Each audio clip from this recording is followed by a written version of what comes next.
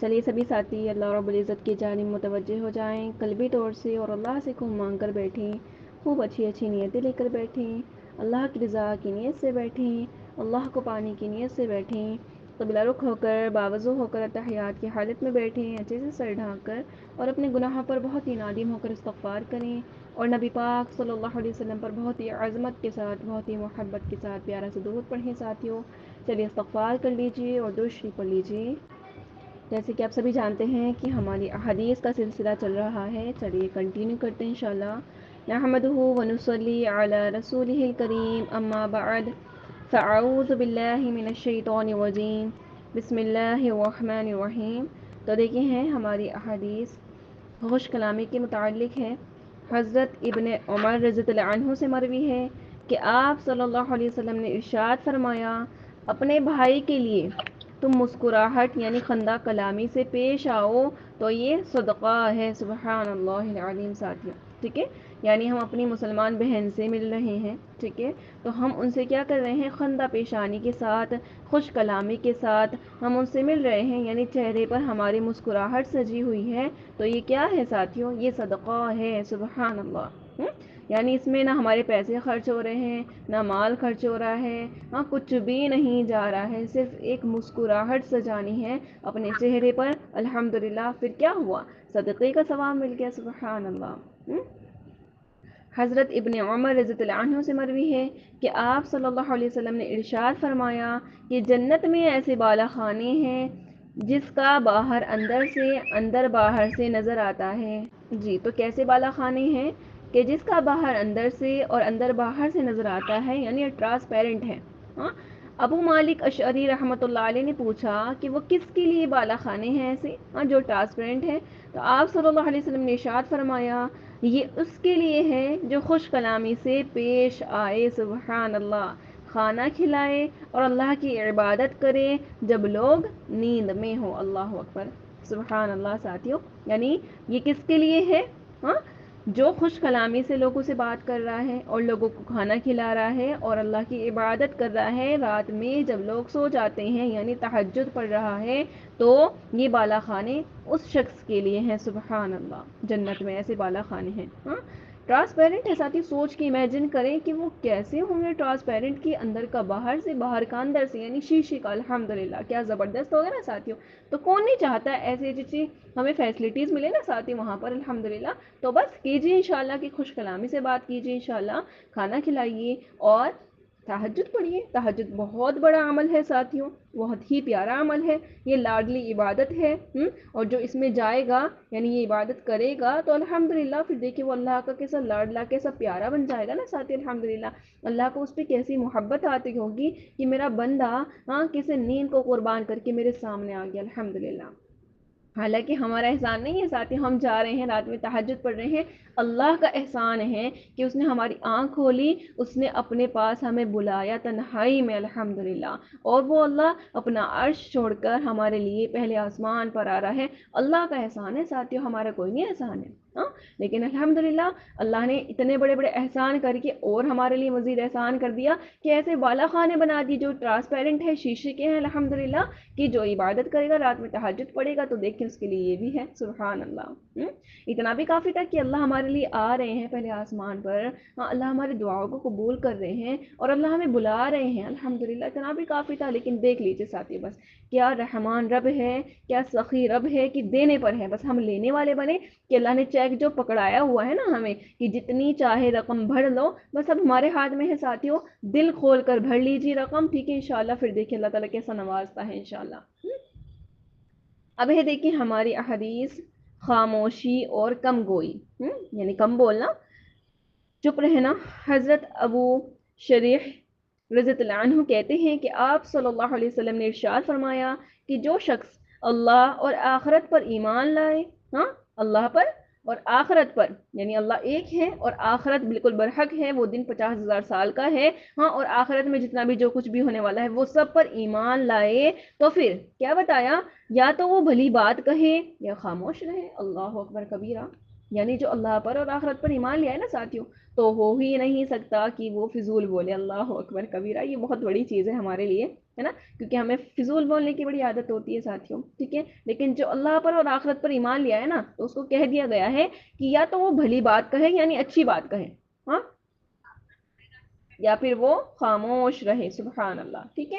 تو انشاءاللہ اس چیز کو اپنی عادت بنانی ہے ساتھی انشاءاللہ، کہ خاموش رہیں زیادہ سے زیادہ. حضرت علی بن حسین رضی اللہ عنہما سے مروی ہے کہ آپ صلی اللہ علیہ وسلم نے ارشاد فرمایا کہ اسلام کی خوبی میں سے یہ ہے کہ بے فائدہ باتوں کو چھوڑ دیں. الحمدللہ. اسلام کی جو خوبی ہے، اسلام کی جو کوالٹی ہے ساتھیوں، اس میں سے کیا ہے کہ ہم بے فائدہ باتوں کو چھوڑ دیں. اگر ہم اسلام کو فالو کرنے والے ہیں تو ہمیں یہ بھی فالو کرنا پڑے گا کہ ہم کیا کریں. بے فائدہ جو فضول کی باتیں ہیں، نہ اس سے دنیا کا کوئی فائدہ ہے نہ اس سے کوئی آخرت کا فائدہ ہے. ہم ایسے ہی بولے جا رہے ہیں کچھ بھی، اس سے نہ کسی کی دل خوش ہو رہا ہے نا، کہ ہم چلے دل خوش کرنے کے لیے کسی کو بول رہے ہیں، وہ ایک الگ چیز ہے نا. زیادہ چپ رہیں گے اور دوسرا انسان چاہے گا کہ ہم بول کیوں نہیں رہا، یہ اپنی ایٹیٹیوڈ میں ہے، ہمارا دل نہیں لگ رہا، یہ ایسی چیزیں. ٹھیک ہے. تب ہم بول رہے ہیں تو اس سے فائدہ ہو رہا ہے کہ بھئی اس کا دل خوش ہے نا، وہ خوش ہے، وہ بور نہیں ہو رہا. الحمدللہ. لیکن جن باتوں سے کوئی فائدہ نہیں ہو رہا، نہ دنیا کا نہ دین کا، تو پھر ہمیں کیا کرنا ہے ساتھیوں؟ بے فائدہ کاموں کو، باتوں کو چھوڑ دینا ہے. ٹھیک ہے انشاءاللہ. حضرت عمران بن حسین رضی اللہ عنہ سے روایت ہے کہ نبی کریم صلی اللہ علیہ وسلم نے ارشاد فرمایا کہ آدمی کے لیے خاموشی کا مقام 60 سال کی عبادت سے افضل ہے. سبحان اللہ العظیم. یعنی کتنی بڑی بات بتا دی ساتھی یہاں پر کہ ایک انسان خاموش ہے، تو وہ کیا کر رہا ہے؟ وہ 60 سال کی عبادت سے افضل کام کر رہا ہے. اب دیکھیں 60 سال، دیکھیں پہلے تو یہ ہے کہ 60 سال ہمیں زندگی ملنی چاہیے، پھر اس میں یہ ہے کہ ایک لمحہ بھی ہمارا نہیں ضائع ہونا چاہیے، صرف اس میں عبادت ہی عبادت ہے نا. ہم ایک بھی لمحہ اپنا ضائع نہیں کر رہے، ایک سیکنڈ بھی. لیکن پھر بھی کیا بتا دیا کہ اگر ایک انسان 60 سال میں عبادت کر رہا ہے اور ایک انسان کیا کر رہا ہے 60 سال میں خاموش ہے، تو اس نے اس سے افضل کام کیا. الحمدللہ. ٹھیک ہے. تو اس سے بڑی بات نہیں کوئی ہو سکتی. یعنی عبادت تو ہے الحمدللہ بہت بہترین چیز، لیکن خاموشی اس سے زیادہ افضل ہے. ٹھیک ہے ساتھیوں. وہب بن منبہ رضی اللہ عنہ سے مرسلاً منقول ہے کہ آپ صلی اللہ علیہ وسلم نے ارشاد فرمایا کہ خاموشی اسلام کے بہترین اخلاق میں ہے. سبحان اللہ العظیم. ابھی دیکھیں اخلاق کے بارے میں سنا تھا نا کہ اخلاق والوں کو کیا مقام ہے ساتھیوں؟ جنت الفردوس. الحمدللہ. تو خاموشی اسلام کے بہترین اخلاق میں ہے، یعنی بہترین اخلاق. سبحان اللہ العظیم. تو بس انشاءاللہ بہترین اخلاق بھی ہم نے بنانے ہیں ساتھی انشاءاللہ. اور اللہ کے نبی کی حدیث نہیں ہے کہ جو چپ رہا وہ نجات پا گیا. سبحان اللہ. کیونکہ اللہ کے نبی کو پتا تھا کہ یہ بہترین اخلاق ہیں. سبحان اللہ. حضرت انس رضی اللہ عنہ کی ایک روایت ہے کہ خاموشی اخلاق کی سردار ہے. خاموشی کیا ہے؟ اخلاق کی سردار ہے. سبحان اللہ العظیم. حضرت ابو دردہ رضی اللہ عنہ سے مروی ہے کہ خاموشی سیکھو جیسے تم گفتگو سیکھتے ہو. یعنی جیسے تم بولنا سیکھتے ہو نا، ویسے ہی خاموش رہنا، ویسے ہی چپ رہنا بھی سیکھو، ہے نا. خاموشی بلند اخلاق ہے. گفتگو کرنے سے زیادہ، یعنی بولنے سے زیادہ سننے کے حریص رہو کہ بس میں سن لوں، ہے نا، بس مجھے مل جائے، میں علم سن لوں یا کچھ بھی. ٹھیک ہے. سننے کے حریص رہو بولنے سے زیادہ. اور بلا فائدہ مت گفتگو کرو، یعنی بے فضول مت بولو، ہے نا. اور بلا وجہ مت ہنسا کرو. ہنسنے کی بات ہو تو ہنسو. ٹھیک ہے. مسکراؤ. اور ایسے نہیں ہے جیسے ہم زور زور ہنستے ہیں، اللہ کے نبی ایسے نہیں ہنستے تھے. اللہ کے نبی صرف مسکرایا کرتے تھے. یہ سنت ہے. ٹھیک ہے. تو بلا وجہ تو خیر ہنسنا ہی نہیں ہے. ہم دیکھیے کوئی پاگل نہیں کہے گا کہ بلا وجہ کیوں ہنس رہی ہے. ٹھیک ہے ساتھیوں. تو بلا وجہ نہیں ہنسنا. اور بلا ضرورت یوں ہی کہیں مت جایا کرو. ٹھیک ہے. یعنی کوئی کام ہے شریعت کا ہمیں، تو پھر جائیں انشاءاللہ باہر. ڈاکٹر کی جانا ہے، مارکیٹ کا کچھ کام ہے، وہ مجبوری ہے، تب بھی جائیں. ٹھیک ہے. الحمدللہ بلا وجہ نہیں جانا ہے گھر سے باہر. ٹھیک ہے ساتھی انشاءاللہ. ایک موقع پر آپ صلی اللہ علیہ وسلم نے حضرت ابو دردہ رضی اللہ عنہ سے فرمایا کہ میں تم کو ایسی عبادت جو آسان ہو اور بدن پر بہت ہلکی ہو نہ بتا دوں؟ تو انہوں نے کہا جی یا رسول اللہ بالکل بتائیے. تو اللہ کے نبی نے کیا فرمایا؟ وہ خاموشی اور اچھے اخلاق ہیں. دیکھ لیجیے کچھ بھی نہیں جاتا سچ میں. الحمدللہ ساتھی بالکل. یعنی تہجد پڑھیں گے، نیند کو قربان کرنا پڑے گا، اور عبادات کریں گے ذہن خرچ ہوگا. ٹھیک ہے. ذہن لگانا پڑے گا. بدن کی قوت بھی جائے گی، وقت بھی چاہیے الحمدللہ، لیکن یہ ایک ایسی عبادت ہے جو آسان ہے اور بدن پر بہت ہی ہلکی ہے، یعنی کچھ بھی نہیں جا رہا ساتھیوں۔ وہ کیا ہے؟ وہ خاموشی ہے اور اچھا اخلاق ہے، یعنی چپ رہیں اور جب بولیں تو الحمدللہ اچھا بولیں، اخلاق کے ساتھ بولیں، میٹھا بولیں، ٹھیک ہے، الحمدللہ ہو گیا، بہت بہترین عبادت۔ اور پھر بتایا جاتا ہے نا کہ عبادات سے زیادہ اخلاقیات پر محنت کی ضرورت ہے ہم لوگوں کو۔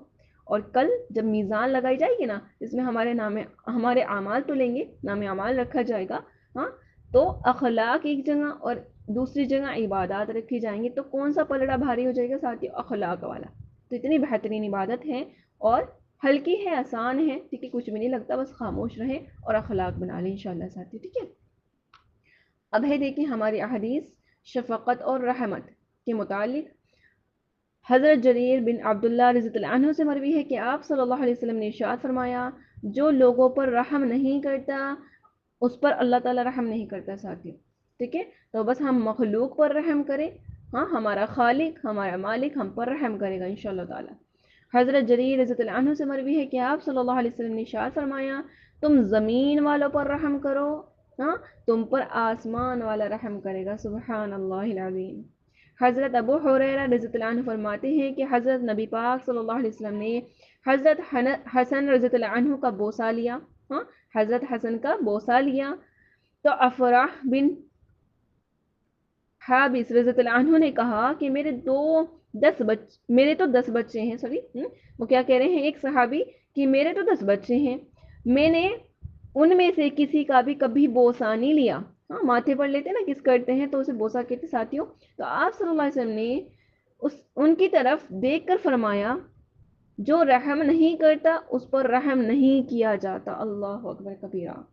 تو بچوں پر دیکھیے یہ رحم ہے ساتھیوں، ہم جیسے محبت سے پیش آتے ہیں، بوسہ کرتے ہیں، اللہ کے نبی کی سنت بھی ہے اور رحم بھی الحمدللہ۔ تو بڑے تعجب سے دیکھ رہے تھے کہ حضرت حسن کا اللہ کے نبی کیا کر رہے ہیں؟ بوسہ لے رہے ہیں، تو وہ کہہ رہے ہیں میرے 10 بچے ہیں، میں نے آج تک کسی کا بھی نہیں لیا، اللہ اکبر کبیرہ۔